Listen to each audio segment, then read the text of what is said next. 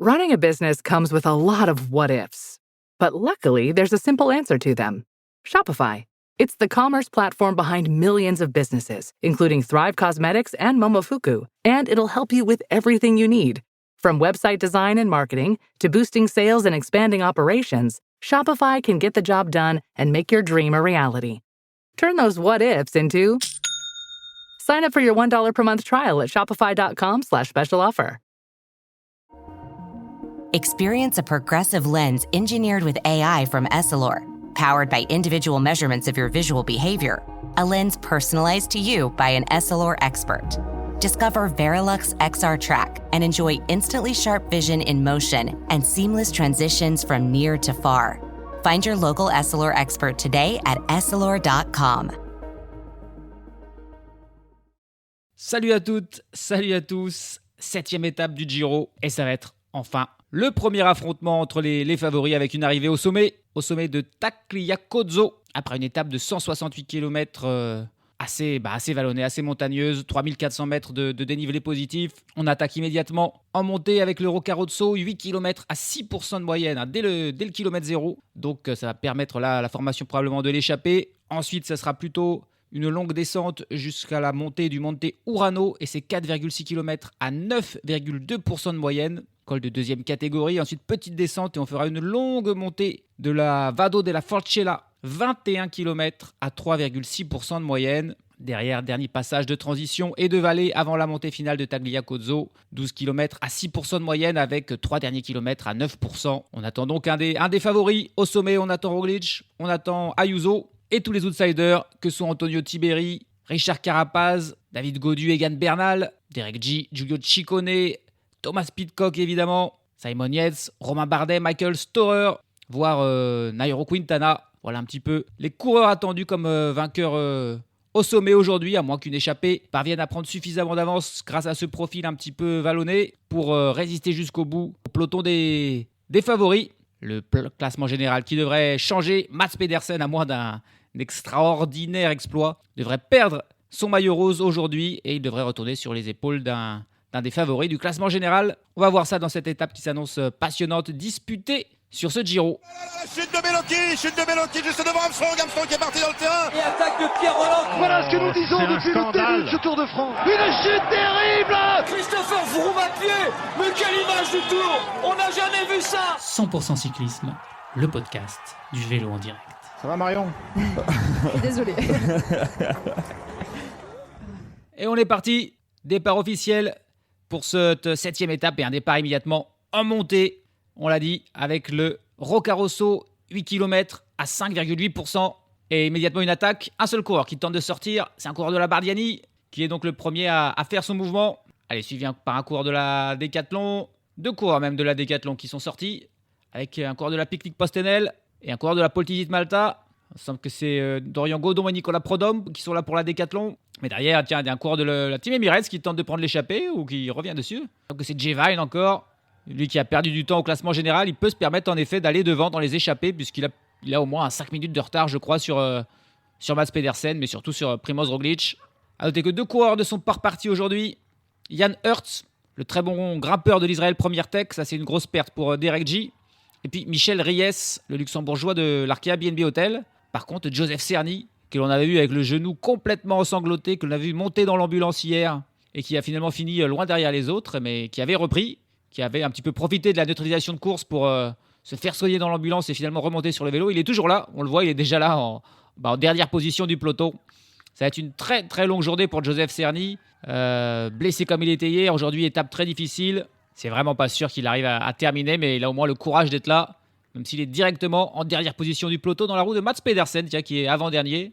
Il sait déjà, Mats Pedersen, qu'aujourd'hui ce ne sera pas pour lui. Il va probablement attraper le groupe Peto dès qu'il peut, même s'il est un bon grimpeur. Aujourd'hui, les sprinteurs vont rester soudés ensemble. Allez, on a 5 coureurs qui ont repris un petit peu d'avance, avec encore le coureur de la Bardiani, coureur de la Polti, coureur de la Picnic Postenel. On a aussi un coureur de la Jayco Alula et de l'Arkea BNB qui se sont joints, ils sont 6. On a Gislam Reise pour la Picnic Postenel, Nicolas Prodhomme pour la Décathlon AG2R. Mais l'écart est loin d'être fait. Allez, un coureur d'Astana qui sort du peloton pour les rejoindre. Le peloton qui va pas encore à un rythme très élevé. Les attaques qui continuent. Le peloton qui... y a beaucoup de monde qui veut prendre l'échappée.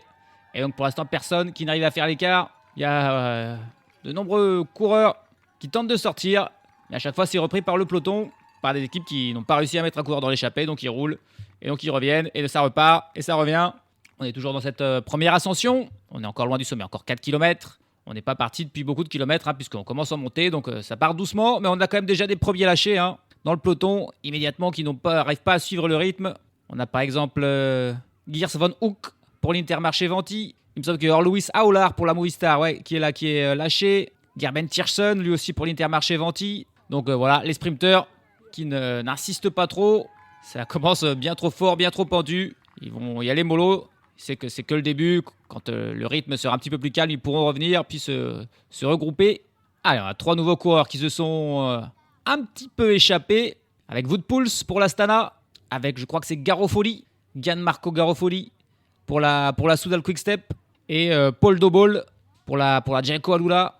Allez, derrière le peloton, Matteo Moschetti qui lâche. Tord Gudmedstad. On voit le maillot de meilleur sprinter d'Olaf Koy, lui aussi lâché. Et ça commence direct à un gros rythme. Alors que devant, on a coureur de la Bardiani qui est sorti du peloton, qui revient sur le trio de tête. Il revient assez facilement d'ailleurs. Et on a 4 coureurs désormais en tête, qui est mené par Paul Dobol, le coureur de la Jayco Alula. Et ouais, ces 4 coureurs sont les premiers à faire un véritable écart là, sur le peloton. Un peloton qui continue de perdre plein d'éléments comme Andrea Pasqualone, comme Milan Fretin. Tous les sprinteurs qui commencent déjà à lâcher. Il y a 9 points à prendre au sommet de cette ascension. Et Lorenzo Fortunato qu'on n'avait pas trop vu et qui là a suivi un mouvement initié par Sylvain Moniquet, qui est son plus dangereux concurrent là, dans ce maillot de meilleur grimpeur. Et avec Rafał Majka, les 3 coureurs sont revenus sur les 4 hommes qui étaient en tête, sauf que derrière on a vu Daniel Martinez pour la Red Bull Bora Hansgrohe rouler. Ils n'ont pas envie de laisser partir un équipier de Juan Ayuso et certainement pas Rafał Majka devant. Ils sont revenus et le peloton qui est de nouveau groupé alors qu'on s'approche du sommet. 1 km du sommet, une nouvelle attaque d'un coureur de la Poltivit Malta, mais il y a au moins 15 coureurs qui suivent son attaque, donc forcément ensuite tout le peloton suit derrière. Très compliqué de prendre l'échappée pour l'instant, ce qui est plutôt pas mal pour Fortunato. S'il n'est pas dans l'échappée, là il est en 2e position, il est prêt à faire le jump pour passer en tête et prendre les 9 points. Il y aura 4 points pour le second, 2 points pour le 3e, 1 point pour le 4e. Et du coup c'est carrément l'équipe Astana là, qui prend les choses en main avec Diego Ulissi qui mène le peloton. Fortunato donc dans sa roue et Sylvain Moniquet en 3e position. Là, c'est vraiment pas pour l'échapper, mais pour le passer en tête au sommet de cette difficulté, sachant que c'est pas la plus grande difficulté du jour. Et à noter que là, pour l'instant, Fortunato, il a 40 points. Il en aurait donc 49 s'il passait en tête. Il y a ensuite 2 fois 18 points à prendre sur les 2 cols de 2e catégorie. Par contre, il y a 50 points à prendre pour celui qui passera en tête de la dernière catégorie, de la dernière difficulté du jour, l'arrivée au sommet. Donc là, c'est des petits points comparés à ce qu'il y aura à prendre pour le vainqueur final du jour. Allez, on arrive à ce sommet. Et Lorenzo Fortunato qui place son attaque. Est-ce que Sylvain Moniquet va pouvoir suivre Diego Ulissi qui reste dans la roue de Fortunato pour lui aussi prendre des points et en tout cas pour priver Sylvain Moniquet de prendre des points. Et Moniquet qui n'arrive pas pour l'instant à dépasser ni Ulissi ni Fortunato. Et Fortunato qui va bel et bien passer en tête devant Diego Ulissi et Sylvain Moniquet. Il n'a jamais pu accélérer, Sylvain Moniquet, ça allait trop vite. 9 points de plus pour Lorenzo Fortunato, qui est vraiment en mission pour ce maillot bleu de meilleur grimpeur sur ce Giro. Derrière, il y a eu des petites cassures, forcément ça allait très vite, mais le peloton reste pour l'instant toujours quand même groupé. Ils veulent être devant, la Team Emirates, c'est Jevine qui a attaqué après avoir passé ce sommet. Et Jevine qui est sorti et qui est suivi par 3 autres coureurs avec un coureur de la Soudal Quick-Step, je crois que c'est Garofoli qui est encore reparti, un coureur de la Poltivit Malta et un autre de la Decathlon AG2R La Mondiale. De nouveau 4 coureurs qui ont fait un petit écart. On a vu un moment Mats Pedersen, le maillot rose lui-même, tenter de sortir et de prendre l'échappée, mais il a été repris lui, Mats Pedersen. On l'a pas laissé sortir et c'est bon, t'as déjà suffisamment gagné, suffisamment de points d'avance au classement du meilleur sprinter du Ciclamino, ça suffit. Allez, les 4 hommes de tête qui sont rejoints par un coureur d'Astana, c'est Christian Scaroni, mais le peloton est vraiment pas loin, il y a même pas 5 secondes on va dire. Très dur de sortir pour l'instant et pour prendre cette échappée à 156 km de l'arrivée. Et dans le peloton, c'est 3 coureurs de la Red Bull Bora Hansgrohe qui sont aux 3 premières places avec Nico Denz, avec Gianni Moscon et avec Daniel Martinez. Ils veulent revenir sur les 5 hommes qui sont partis devant. Pourquoi ? Parce que parmi ces 5 hommes, il y a Jevine, très bon équipier de Juan Ayuso. Alors pas dangereux au classement général parce qu'il a 4 minutes 20 de retard. Mais voilà, ils veulent pas le laisser partir un équipier devant.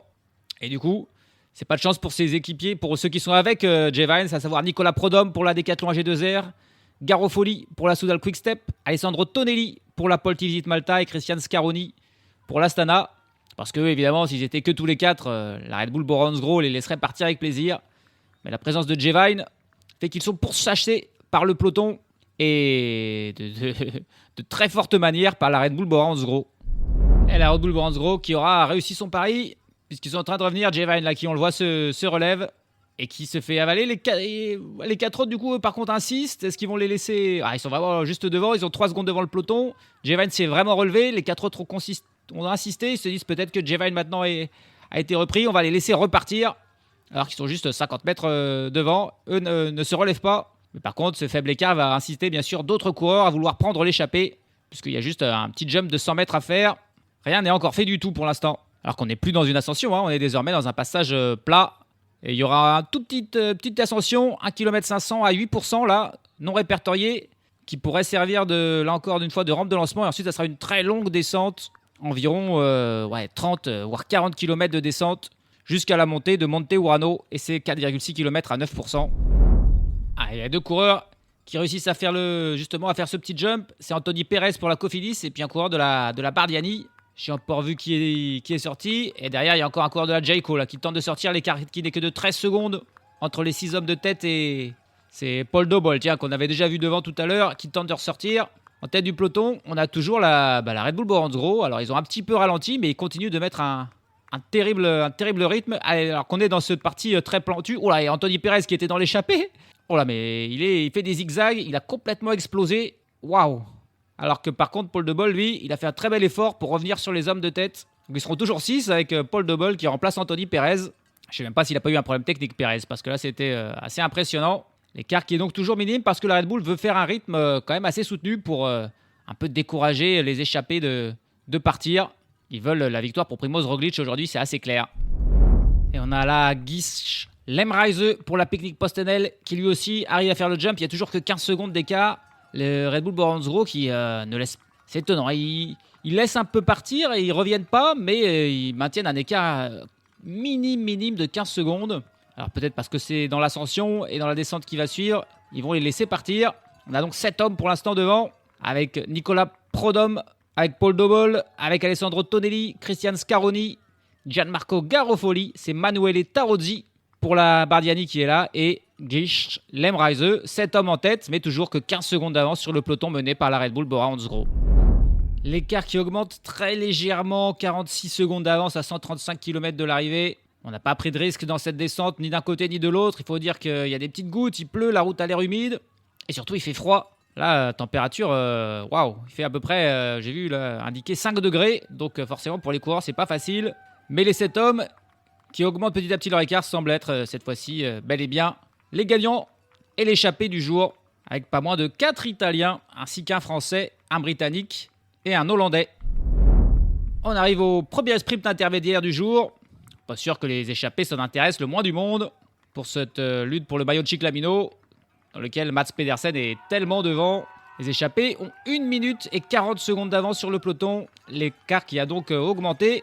Et c'est Alessandro Tonelli qui va passer en tête, celui qui est déjà dans sa 3e échappée depuis le début du Giro. Il vient prendre les 12 points, et s'il a pris des échappées, c'est-à-dire qu'il a déjà pris pas mal de points. C'était le mieux classé à ce classement. Il va donc reprendre 12 points, mais il sera toujours bien loin de Mats Pedersen, évidemment. 1,40 donc d'avance pour les échappés qui ont augmenté leur avance, mais s'ils veulent avoir un petit peu d'espoir de s'imposer, il leur faudrait beaucoup plus.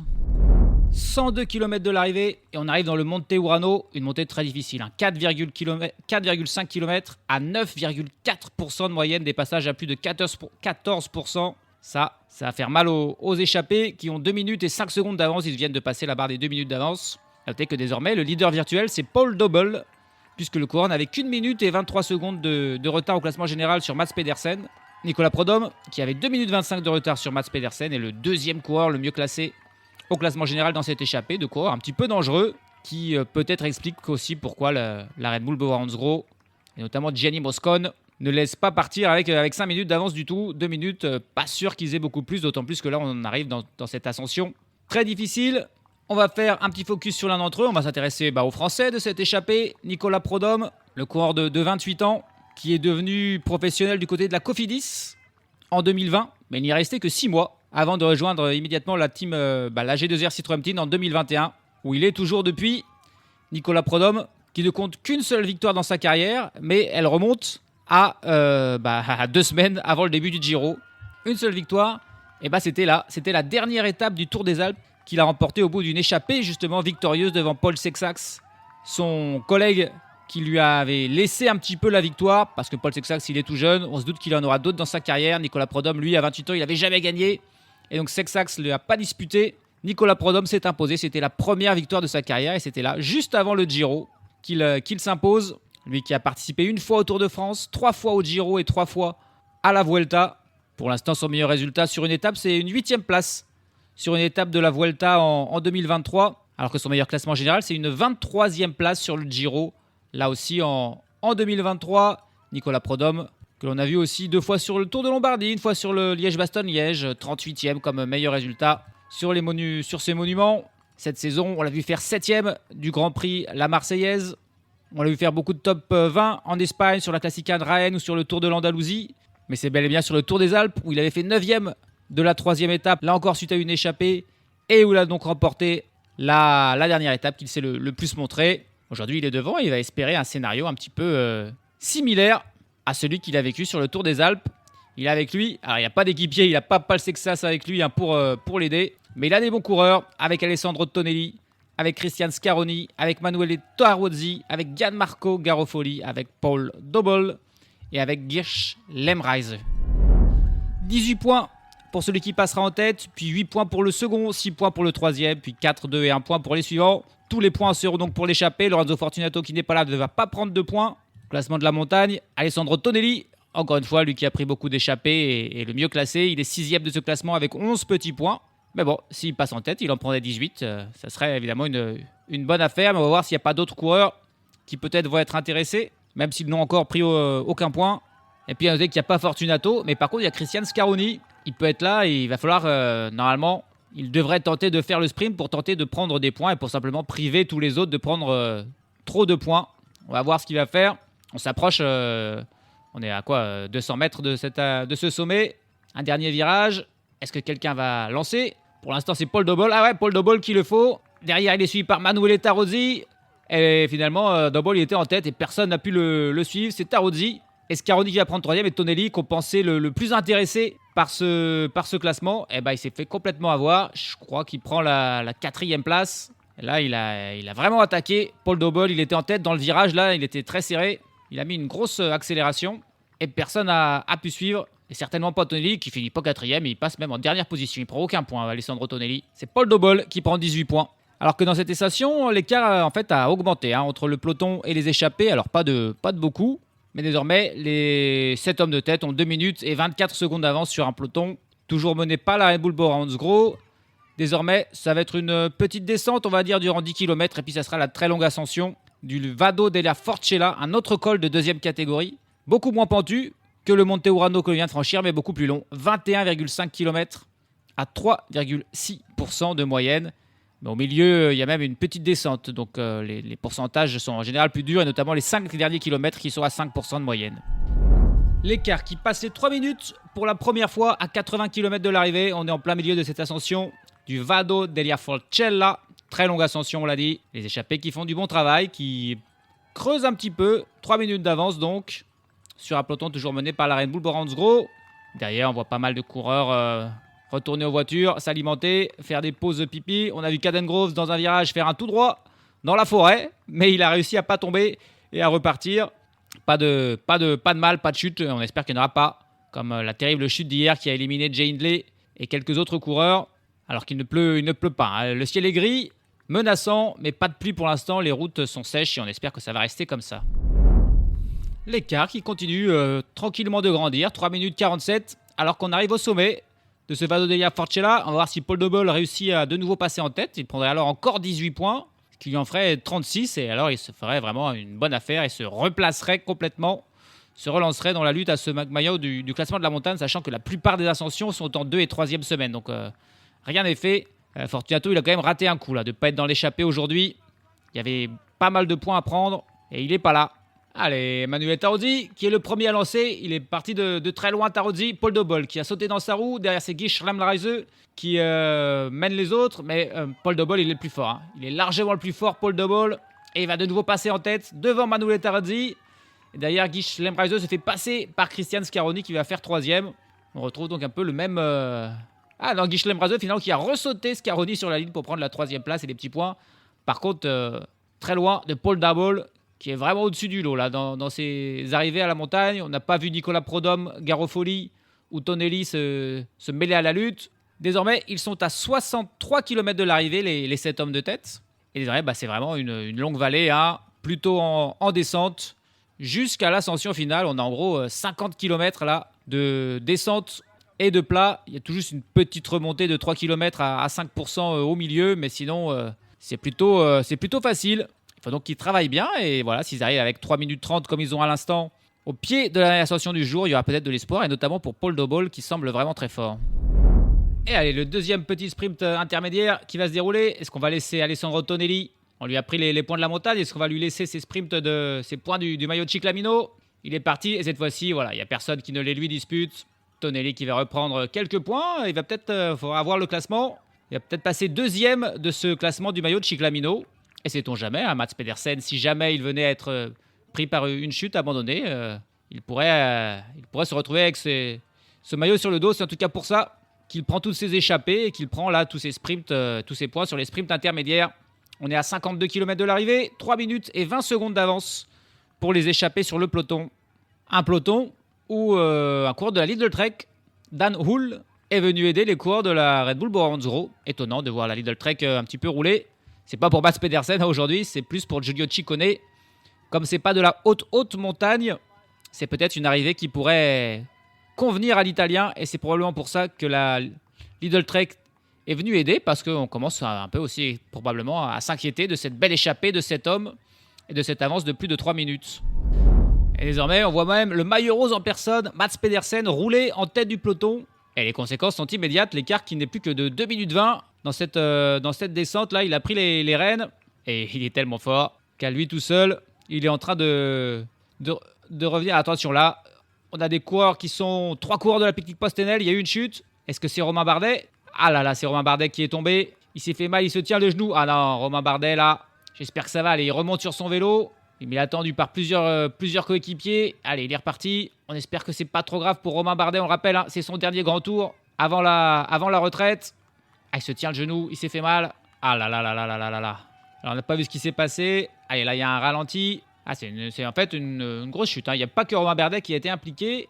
Je crois que c'est un coureur de la Poltisit Malta qui a été le premier à tomber et qui a entraîné. C'était le plan d'hélicoptère vu de très haut. Il a entraîné tout le monde dans sa roue. Au moins 6 ou 7 coureurs qui sont tombés ou ont été ralentis. Allez, c'est reparti pour Romain Bardet. Il est escorté par 3 coéquipiers pour le ramener dans le peloton. C'était dans une phase de transition. C'était pas vraiment dans une descente. C'était plutôt dans une remontée. Donc, voilà, c'était pas une chute à pleine vitesse. On l'a vu se tenir le genou. On espère que c'est juste un coup et que ça va pas impacter le reste de son Giro. C'est incroyable. Il y a un seul autre coureur qui semble s'être fait mal aussi sur cette chute. Et c'est David Gaudu. Alors là, c'est vraiment terrible pour les Français. Les 2 meilleures chances au général, David Gaudu et Romain Bardet, qui sont les 2 à s'être vraiment fait mal. Bardet, là, on l'a vu donc se tenir le genou. Et Gaudu, il a la main en sang. Il est tombé aussi. C'est les 2 seuls à être vraiment tombés. Il y a eu quelques autres coureurs ralentis, mais les 2 qui sont tombés sont fait mal. C'est David Gaudu et Romain Bardet. C'est quand même terrible. Gaudu, là, il a la voiture médicale. Il essaie de se faire soigner sa main en sang. Alors, c'est peut-être là aussi juste un coup, peut-être pas si grave que ça.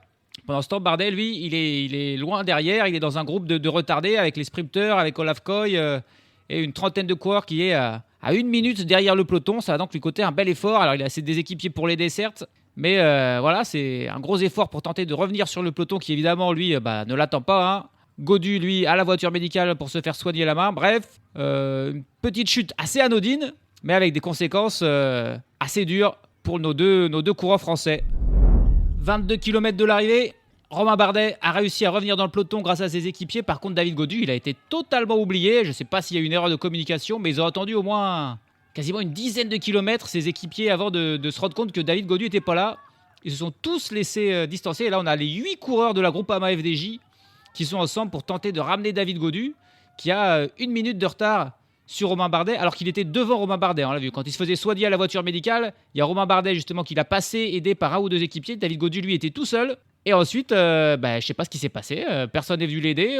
Les équipiers n'étaient pas au courant. Et c'est seulement maintenant qu'ils se sont tous lâchés. On a vraiment un train de contre-la-montre par équipe avec les 8 coureurs de la Groupama FDJ qui sont 1 minute derrière le peloton et qui vont tenter de ramener David Gaudu, qui s'est fait mal à la main. Alors, la main, c'est pas ce qui empêche le plus de tourner les jambes.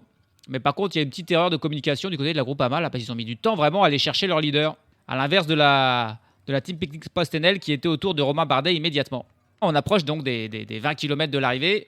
L'écart qui est de 1 minute 30 entre les 7 hommes de tête et un peloton qui est désormais mené par beaucoup d'équipes. Il y a aussi une guerre un petit peu de placement. C'est même assez tendu. On sent qu'on approche du final. On arrive au Red Bull Sprint, 6, 4 et 2 secondes. Alors les secondes, ça ne va pas les intéresser. Du point de vue des échappés, l'écart qui n'a pas beaucoup changé. 1 minute 20 d'avance pour les 7 hommes de tête. Et c'est les deux Italiens, encore des deux petites équipes, Manuele Tarozzi et Alessandro Tonelli, qui vont se faire la petite bagarre. Là, c'est plus pour le bonus financier. Et c'est Manuele Tarozzi qui passe devant Tonelli. Pas pour les secondes, mais bel et bien pour le bonus financier et aussi des points dans ce classement des sprints Red Bull. On est désormais à 13 km de l'arrivée. Les choses donc sérieuses vont définitivement commencer puisque ce sprint Red Bull est quasiment au pied de la dernière ascension du jour. Dans le peloton, David Gaudu, ses équipes qui ont mis du temps à réagir, mais ensuite ils ont fait un super boulot. Ils l'ont ramené au sein du peloton. Tout va bien, donc Gaudu et Bardet sont de retour. Tout va bien, on le saura bientôt, en tout cas dans l'ascension, en espérant que s'il n'y a pas de séquelles trop graves pour ces deux coureurs, là on pourra dire que tout va bien. 10 km de l'arrivée. Et le peloton qui a clairement accéléré, notamment par les Ineos. Et dans l'échappée, ils sont plus que 4. Étonnamment, Paul de Boll a lâché. On n'a plus que Tonelli avec Nicolas Prodhomme, Garofoli, Emanuele Tarozzi. Ça a donc également lâché pour Guy Schlemreise et pour Christian Scaroni. Et il n'y a plus que 40 secondes d'avance pour ces 4 hommes de tête, donc ce quatuor, sur un peloton mené par la team Ineos Grenadier. On a foi en Egan Bernal, probablement aujourd'hui, qui, il est vrai, a l'air plutôt à l'aise depuis le début de ce Giro, Egan Bernal. Là, on a 4 coureurs de l'Ineos aux 4 premières places. Et ce sont essentiellement eux, ainsi que Mats Pedersen, que l'on a vu travailler juste avant, qui ont d'un seul coup réduit cet écart. Sachant qu'on est loin de l'arrivée. Ça sent le roussi pour l'échappée désormais. C'est marrant, c'est à chaque fois une équipe différente qui prend les choses en main. Désormais, à 7 km de l'arrivée, c'est la Bahreïn victorieuse qui met 4 coureurs aux 4 premières places et qui se charge avec Pello Bilbao en tête de réduire l'écart. 27 secondes désormais entre les 4 hommes de tête. Et ce peloton toujours assez consistant. Il y a au moins 80 coureurs. Alors on a certes perdu beaucoup de sprinteurs, mais on a encore beaucoup de beau monde. On n'a plus Mats Pedersen par contre qui a lâché. Ça sera donc définitivement pas une victoire de Mats Pedersen aujourd'hui. Les pourcentages sont encore faciles pour l'instant, autour de 4-5%. Donc tout le monde peut suivre. La différence, elle se fera vraiment dans les 3 derniers kilomètres qui eux sont à 9% de moyenne. Et c'est quasiment tout pile à 5 km de l'arrivée que les échappés sont repris.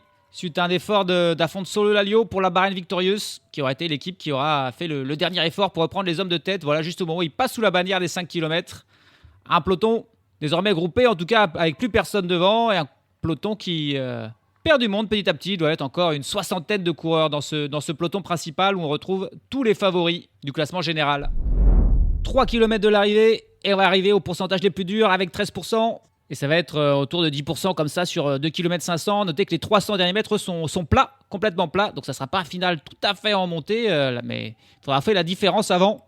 Si on n'est pas un bon finisher, la team Ineos Grenadier qui a repris la place de la Bahreïn victorieuse en tête du peloton. C'est Jonathan Castroviejo qui mène devant Tim Arensman avec Egan Bernal dans sa roue. On voit la team Emirates qui est en train de remonter Juan Ayuso. On voit aussi la Lidl Trek de Ciccone et Matthias Vacek bien placés. Le peloton qui, cette fois-ci, est vraiment diminué. Alors que ça lâche pour Romain Bardet. Ah là, ça lâche pour Romain Bardet. Ça lâche pour Romain Bardet. Et ouais, là, ça y est, il se touche le genou en plus. Ah, c'est terrible. Romain Bardet, qui juste au pied de ces moments difficiles, lâche et va perdre beaucoup de temps. Et c'est la fin un petit peu de ses ambitions du classement général. Et il n'y a plus qu'une trentaine de coureurs désormais dans ce peloton. Alors que c'est la Lidl Trek finalement là, qui prend les rênes. Et là, ça monte, c'est vraiment pentu là. Là, c'est pentu et c'est le moment évidemment où la team Emirates apparaît. C'est toujours, on les a pas vus, c'était une des rares équipes qu'on n'a jamais vu essayer de rattraper les échappés et se mettre en place là au moment où c'est le plus dur. On voit Rafał Majka et Brandon McNulty aux deux premières places. On a Egan Bernal parfaitement placé, tout comme Matthias Vacek, Roglic qui suit plutôt Ayuso, Michael Storer, Richard Carapaz, Lorenzo Fortunato, que je vois toujours ici. David Gaudu, lui, il est en dernière place de ce groupe d'une vingtaine de coureurs. Ça a l'air d'être dur aussi pour Gaudu. 2 km de l'arrivée. Le duo Tiberi-Caruso pour la Bahreïn Victorieuse qui est aussi toujours là. Il me semble que c'est Derek G pour Israël Première Tech qui est là. Les frères Yates aussi, Simon et Adam. Et là, on a les 3 coureurs de la Team Emirates aux 3 premières places avec McNulty, Maika et Isaac Del Toro en 3e position. On se demande si ça ne sera pas pour Del Toro aujourd'hui. Roglic, lui, est dans la roue de Del Toro en compagnie d'Egan Bernal. Ayuso dans la roue de Roglic. Ciccone, Starrer qui sont toujours là alors que ça lâche pour Fortunato. Et ça commence à lâcher aussi pour David Gaudu en difficulté. Ah là là, il est vraiment en grosse difficulté. Il s'arrache. Tom Pidcock est aussi à la limite. C'est le cas aussi pour Chris Harper, le leader de la Jaico Alula. Mais pour l'instant, aucune attaque alors qu'on est à 1 km 500 de l'arrivée. On va attendre vraiment le dernier moment. Pour la pique-nique post-NL, il n'y a plus Romain Bardet. Par contre, il y a Max Poole que je vois encore là. Simon Yates également. Tillmann Arensman qui est toujours là pour aider Egan Bernal. On a aussi Einer Rubio qui est là pour la Movistar. Il n'y a plus vraiment qu'une quinzaine de coureurs. Et là, voilà la première attaque. C'est Ciccone. C'est Giulio Ciccone qui la met. Personne qui suit pour l'instant. Personne qui suit. 1 km 300 de l'arrivée. Giulio Ciccone le premier. Et c'est finalement Egan Bernal qui réagit et qui tente de revenir sur lui. La Team Emirates qui a été aux premières places a absolument pas réagi. Et Bernal est revenu très facilement avec Tiberi et Michael Storer. Derrière, c'est un équipier pour Roglic qui fait le boulot pour revenir. C'est Pellizzari qui a fait l'effort pour ramener. Giulio Ciccone finalement repris. Et Giulio Ciccone qui en remet une. Il s'est retourné. Il a vu qu'il y avait des grimaces sur le visage notamment d'Egan Bernal. Mais il fait pas d'écart. Bernal qui, malgré ses grimaces, le suit très bien.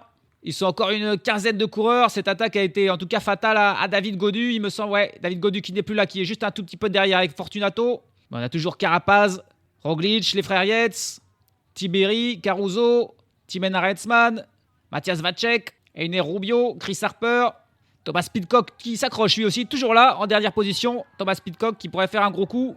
On arrive à la flamme rouge. Plus personne qui fait d'attaque, c'est Tillmann Arensman qui fait désormais le train avec Egan Bernal dans sa roue, les 2 coureurs de l'Ineos Grenadier, 800 mètres de la ligne, et ça va être un sprint en petit comité, un sprint entre favoris. Il ne devrait pas y avoir de gros écarts entre tous ces coureurs.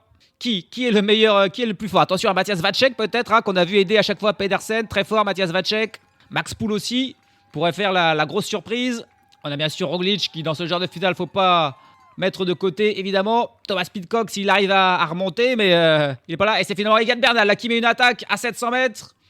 Isaac Del Toro pour la Team Emirates qui est dans sa roue. Giulio Ciccone en 3e position. Et Roglic qui pour l'instant ne suit pas.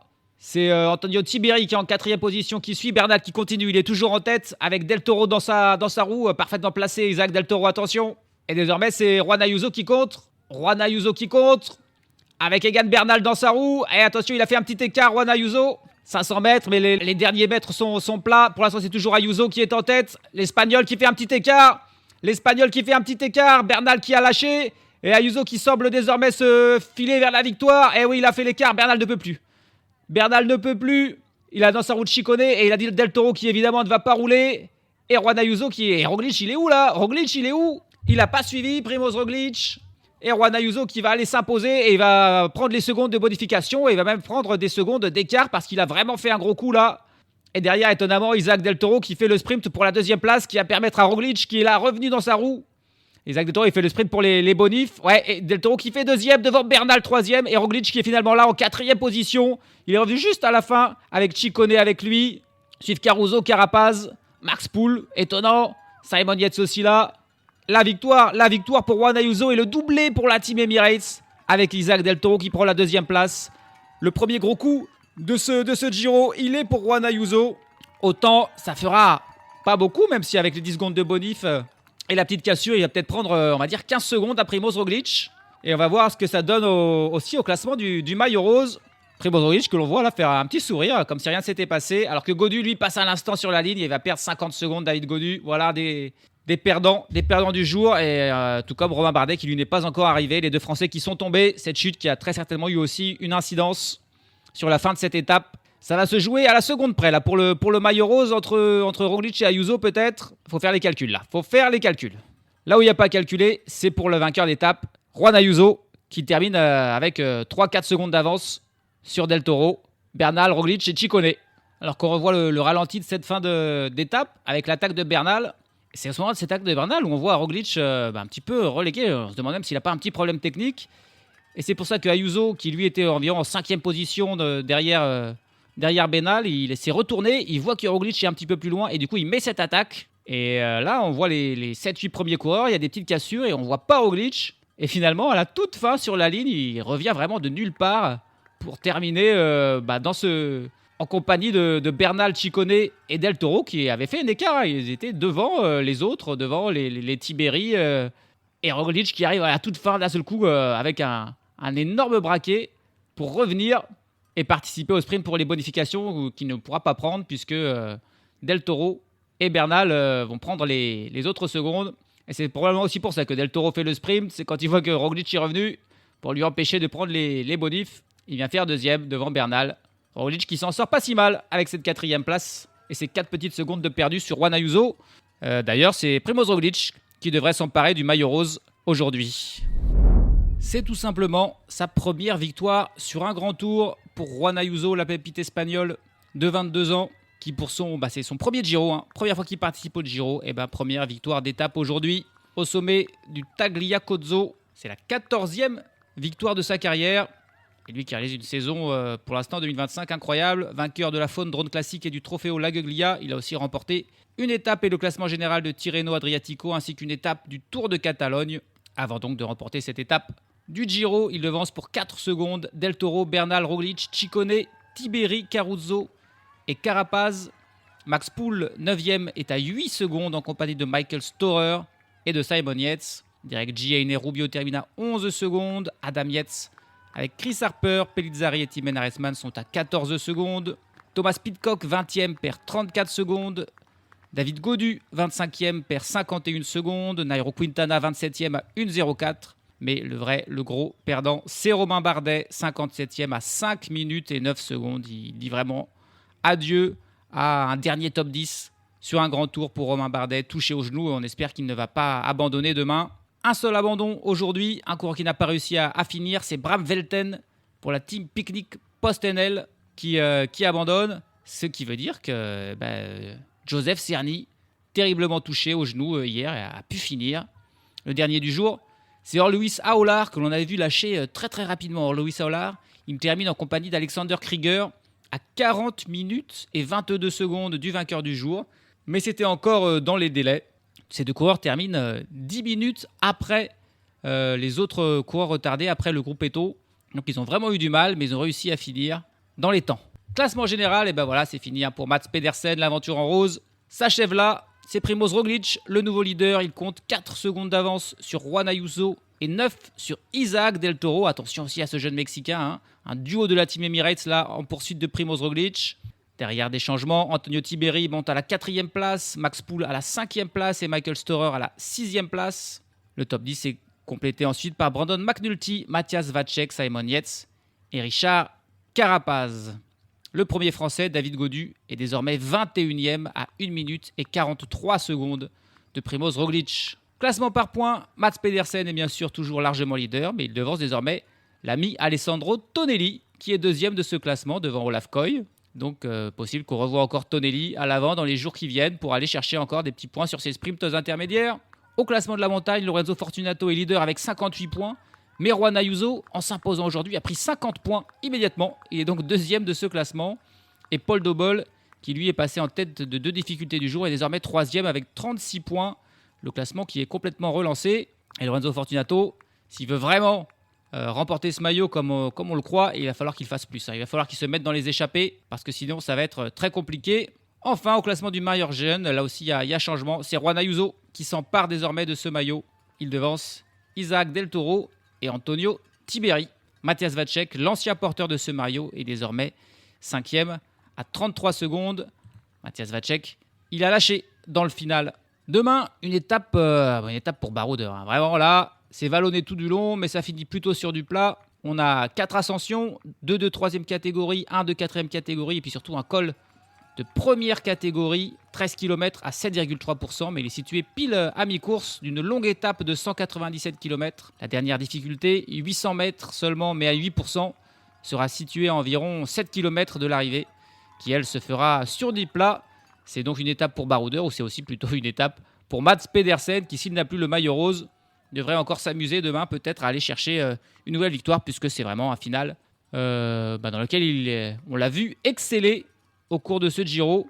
Et il est possible qu'il tente de nouveau de faire de même demain. On verra ça avec plaisir. Salut à tous, salut à toutes.